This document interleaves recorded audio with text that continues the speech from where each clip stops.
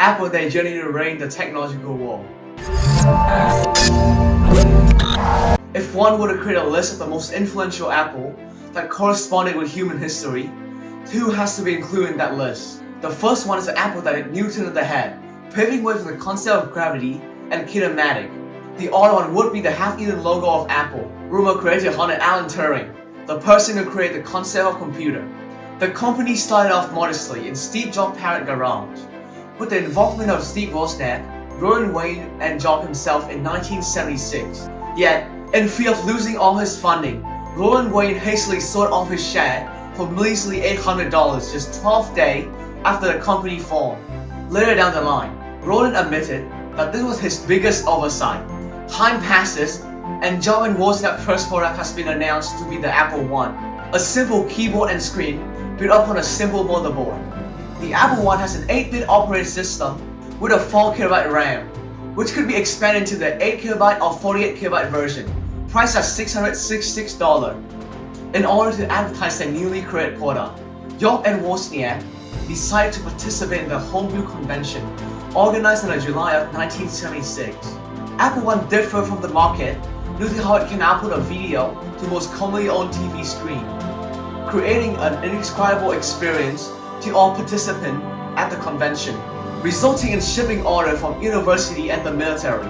Using the fund provided from the Apple I revenue, Apple reorganized itself to Apple Computer in 1977, followed by the announcement of Apple II, the first ever electronic device with the capability to show hue of color, astonishing everyone at the initial release. Besides, the product also implemented a more user-friendly interface, with the option of upgrading its own spec through a customizable design. With all those elements combined, it will come to no surprise that the Apple II became one of the most successful products in the history of the company. Fast forward to 1984, Apple announced the Macintosh, a big leap for the company as it was the first ever computer to run on an exclusive operating system, the Macintosh system software, allowing the user to directly interact with the computer through menu and shortcut without the requirement of frequently running lines of code. Yet, it seemed like the Macintosh wasn't as well-off as its predecessor. It was constantly being contested by IBM, the largest tech company in the world at that time. Combined with the fact that Macintosh was labeled as too expensive, all those factors combined limited the consumer of the Macintosh, plummeting both the company revenue and reputation into a swamp, causing Steve Jobs to resign under a company reorganization protocol. Even after its supposedly reorganization, Apple didn't earn any recognizable achievement, but rather kept going downhill in response to the constant pressure being exerted by IBM and Microsoft. A hole within the company had, combined with the fact Apple III and Apple Lisa failed, highlighted their sloppy handling of the current situation. Without any other option, Apple reinvited Steve Jobs back into the company in 1997. Right after establishing his position, Jobs canceled out countless irrelevant projects while focusing on a few rare quality ones. The fruition of his effort came in 1998. The iMac marked a new era in the development of Apple with a compact and simple design, selling millions and propelling the company revenue and reputation back on top.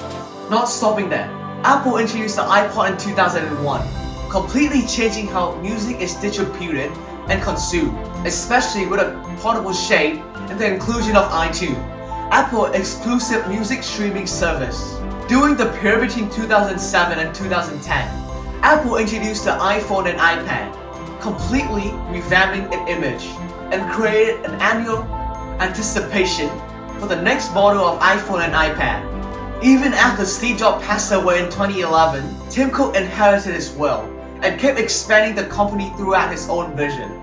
Cook introduced the Apple Watch in 2014, while expanding the Apple ecosystem to Apple TV, Apple Pay, and Apple Music, assimilated into each new product, making the company consumer engage with the company even more after the year.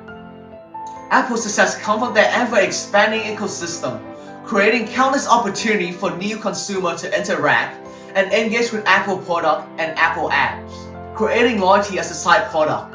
We should be able to expect many new inventions from Apple, because even up until now, there were only ever two sides in the tech industry. One is an apple and the rest.